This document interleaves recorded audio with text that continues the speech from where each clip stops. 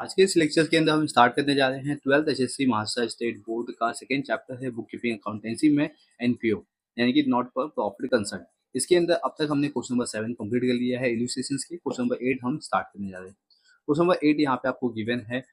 Doctor Abhinav Bharat started practice of medical practitioner on 1 April 2019. He gives you the receipt and payment account for the year ended 31st March 2020 and the adjustment. Prepare income and expenditure account and balance sheet for the year ended 31st March 2020. And आपको यहाँ पे prepare करना है income expenditure and balance sheet. ठीक है, doctor Abhinav Bharat receipt and payment account आपको given है 31st मार्च 2020 का। एंड इसके अंदर रिसिप्ट साइड आपको गिवन है फर्स्ट वन। इसके अंदर आपको गिवन है cash introduce. Cash introduce it means ये कैपिटल होता है, क्योंकि बिजनेस में ये क्या करते हैं, अपने कैश इंट्रोड्यूस करते हैं। तो इट मीन्स कैश इंट्रोड्यूस हो जाएगा कैपिटल, और ये कैपिटल जाएगा लाइबिलिटी साइड में। Visit fees receive from dispensaries और सडनली रिसिप्ट ये आपके हो गए इनकम। ठीक है, इन द पेमेंट साइड में आते हैं तो फर्स्ट आपको गिवन है यहाँ पे फर्नीचर एसेट से, इक्विपमेंट एसेट से, drugs salary rent convenience stationery technical charges journal ये सब आपके एक्सपेंडिचर्स हो गए। ड्रॉइंग कैपिटल से रिड्यूस होगा and balanced it means ये कैश इन हैंड होता है। अब आते हैं इसके adjustment. Receive in arrears are visit fees ₹2000 and dispensary 500।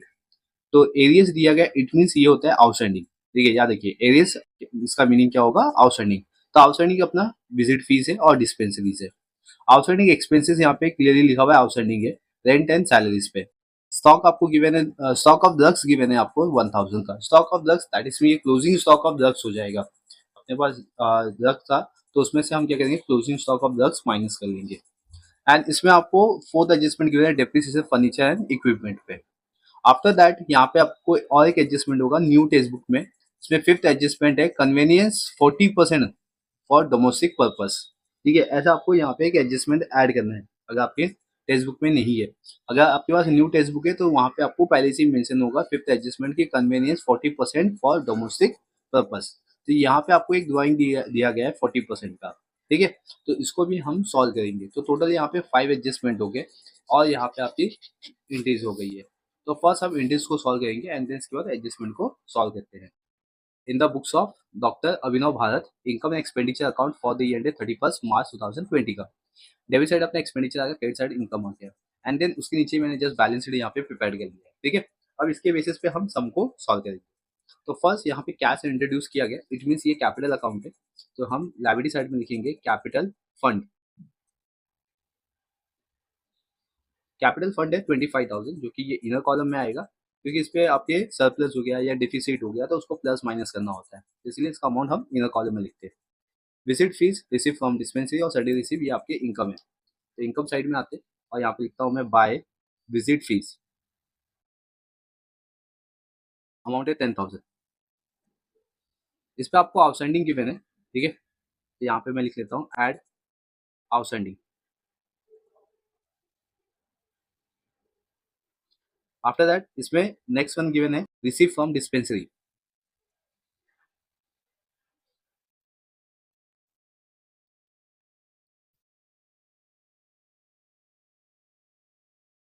Receive from dispensary 30,000 given है और इस पे भी आपको आउटस्टैंडिंग गिवन है, तो इस पे भी मैं ऐड कर लेता हूँ add outstanding.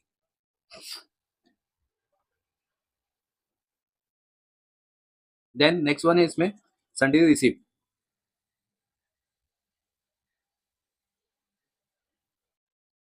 5,000 outer column.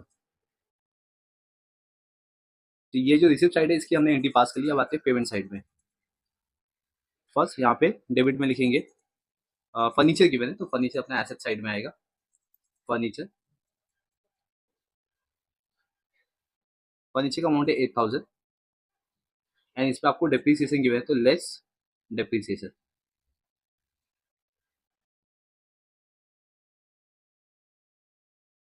After that है इक्विपमेंट, तो ये भी एसेट्स है।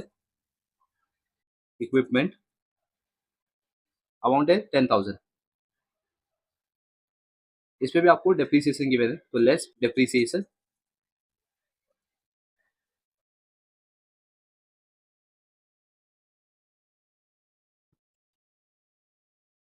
नेक्स्ट वन ड्रग्स गिवन है, तो ड्रग्स अपना आएगा एक्सपेंडिचर्स में, क्योंकि इसको हम कंज्यूम कर रहे हैं। ड्रग्स का अमाउंट है यहाँ पे 7000, इसको भी इनर कॉलम में लिखेंगे बिकॉज इस पे आपको closing stock of drugs given है 1000, तो इसमें से लेस करेंगे हम, less closing stock. Next one, salaries. Salaries का अमाउंट है इसमें 12,000, एंड देन इसमें भी आपको आउटस्टैंडिंग गिवन है तो इसमें ऐड कर लेंगे, ऐड आउटस्टैंडिंग।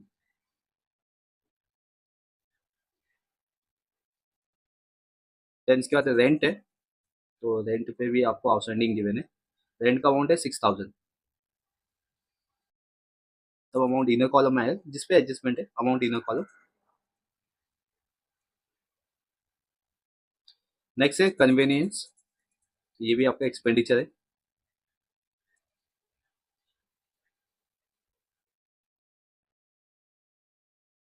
कन्वीनियंस का अमाउंट 4000। नेक्स्ट स्टेशनरी, स्टेशनरी का अमाउंट है 500 outer column. And next one electrical charges,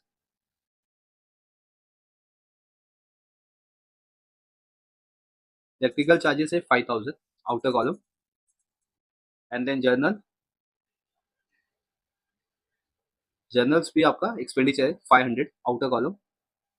okay, drawings आएगा अभी, ड्राइंग्स ये बेसिकली कैपिटल से माइनस होता है तो इधर पे माइनस करेंगे यानी कि लेस ड्राइंग। ड्राइंग का अमाउंट है 15,000। ठीक है, अभी मैं लेस नहीं करता, अभी अदर जितने भी एडजस्टमेंट है फर्स्ट उसको मैं सॉल्व करूंगा एंड देन इसके बाद में उसको प्लस या माइनस करूंगा। नेक्स्ट वन आते हैं बैलेंस सीडी। बैलेंस सीडी का मतलब होता है कैश इन हैंड, तो ये एसेट साइड में आएगा, कैश इन हैंड। अमाउंट है इसका 2000। ठीक है, यहाँ पे अपने सारी एंट्रीज को पास कर लिया है। ठीक है, पोस्टिंग कर दिया इसका receipt side and payment side में जितनी भी आपकी एंट्रीज है तो मैंने उसको सही तरीके से पोस्टिंग कर लिया, इतना आपको कर लेना है एंड देन इसके बाद हम एडजस्टमेंट को सॉल्व करेंगे। तो वीडियो को पॉज करके आप इतनी सारी एंट्री पास कर लीजिए पहले। ठीक है, अभी हम आते हैं एडजस्टमेंट में। तो फर्स्ट एडजस्टमेंट था outstanding visit fees and dispensary.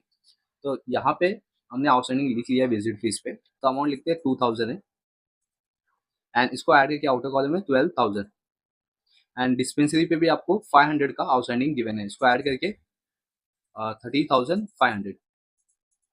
ठीक है, ये आउटस्टैंडिंग इनकम है। आउटस्टैंडिंग इनकम अपना एसेट्स होता है, तो इन द एसेट साइड यहाँ पे हम लिखेंगे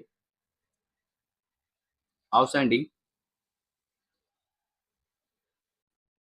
ठीक है, अंडरलाइन करेंगे, इस पर आएगा विजिट और डिस्पेंसरी। विजिट का अमाउंट है 2000 एंड डिस्पेंसरी है 500, ऐड करके outer column 2500। Right, first effect and second effect. After that outstanding expenses है रेंट एंड सैलरीज पे। तो रेंट एंड सैलरी पे हमने आउटस्टैंडिंग पहले से एमपी पास कर दी, सिर्फ इसका अमाउंट पास करेंगे। रेंट पे 500 का और सैलरी पे 1000 का है, तो सैलरी पे 1000 का आउटस्टैंडिंग है, उसको ऐड करके आउटर कॉलम 13,000 एंड रेंट पे 500 का आउटस्टैंडिंग है, दैट इज में 6500। और ये एक्सपेंसेस है, तो एक्सपेंसेस अपना आता है लाइबिलिटी साइड पे। यहाँ पे मैं लिखता हूँ outstanding expenses, salaries and rent. Salary का अमाउंट है 1000 एंड रेंट है 500, ऐड करके आउटर कॉलम में 1500। ओके, तो ये दो एडजस्टमेंट हो गए। नेक्स्ट है स्टॉक ऑफ ड्रग्स वॉज 1000, तो इट मीन्स ये क्लोजिंग स्टॉक हो गया, तो क्लोजिंग स्टॉक ऑफ ड्रग्स यहाँ पे 1000 लिखेंगे एंड माइनस करेंगे आउटर कॉलम में 6000। इट मीन्स 7000 का ड्रग्स था, उसमें से हमने ओनली 1000 क्या किया, क्लोजिंग बचाया एंड द 6000 का हमने कंज्यूम कर लिया है। एंड इसका सेकंड इफेक्ट जाएगा प्लस एसेट साइड में, इन द एसेट साइड यहाँ पे लिखेंगे हम लोग स्टॉक ऑफ ड्रग्स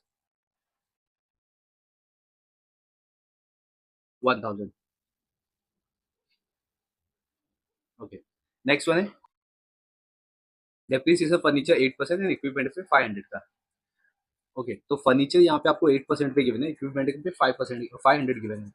8000 का 8% दैट इज में 640। ठीक है, 8000 का 8% हमने कैलकुलेट किया तो आंसर कितना आ गया 640। 640 लेस कर देंगे इसमें से, तो इसमें आएगा 7360। एंड इक्विपमेंट पे डिप्रिसिएशन गिवन है 500 का, तो 10,000 से 500 लेस करेंगे तो 9500। अब ये जो डेप्रिसिएशन है इसका सेकंड इफेक्ट जाएगा एक्सपेंडिचर्स में। यहाँ पे हम एक्सपेंडिचर्स में लिखेंगे टू डेप्रिसिएशंस ऑन, तो अंडरलाइन करके इसमें फर्नीचर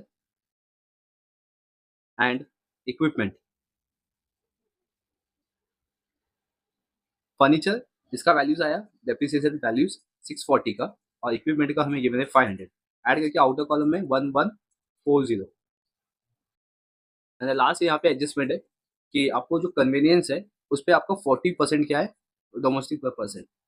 ओके, तो यहाँ पे जो कन्वीनियंस है, मैंने देखो यहाँ पे स्पेस नहीं दिया, इसको मैं कट करता हूँ यहाँ से, इसको मैं नीचे लिखता हूँ यहाँ पे क्योंकि इस पर एडजस्टमेंट था।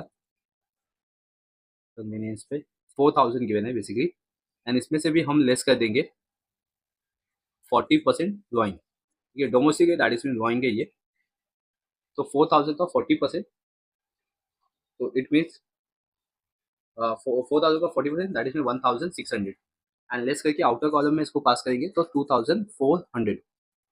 तो ये आ गया अपना कन्वीनियंस। कन्वीनियंस मैंने अपने ऑफिस के लिए, जो मेरा बिजनेस था उसके लिए 2400 यूज़ किया, एंड 1600 मैंने पर्सनल यूज़ के लिए दिया हुआ है। तो ये ड्रॉइंग है तो बेसिक कैपिटल से लेस होगा, तो यहाँ पे लेस लिखते हैं हम, लेस ड्रॉइंग लिखेंगे यहाँ पे 1600 का। ठीक है, ओके। तो यहाँ पे हमें सब एडजस्टमेंट को सॉल्व करिए, दैट इज में ऑल एडजस्टमेंट हमने पास कर दिया है, इसका सेकंड इफेक्ट भी दे दिया। अब सबको हम टैली करेंगे। तो फर्स्ट मैं ये कहता हूँ, ये जो कैपिटल है इसको मैं सिंप्लीफाई कर लेता हूँ। यहाँ पे 25,000 माइनस 15,000 दैट इज 10,000 रिमेनिंग है। 10,000 में से 1,600 हम माइनस कर देंगे तो 8,400 ये बचा अपने पास। ठीक है, कैपिटल फंड। अब आते हैं हम रिसीव एंड पेमेंट साइड में, that is income and expenditures, and इसके अंदर हम फाइंड आउट करेंगे कि हमें सरप्लस होगा या डिफिसिट होगा। तो इसको हम टैली कर लेते हैं यहाँ पे।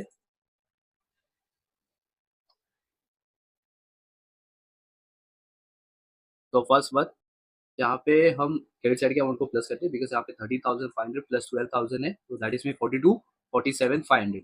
ओके, तो 47,500 ये क्रेडिट साइड का आ गया, और 47,500 हम दोनों साइड दिखेंगे, क्रेडिट साइड में भी और डेबिट साइड में भी।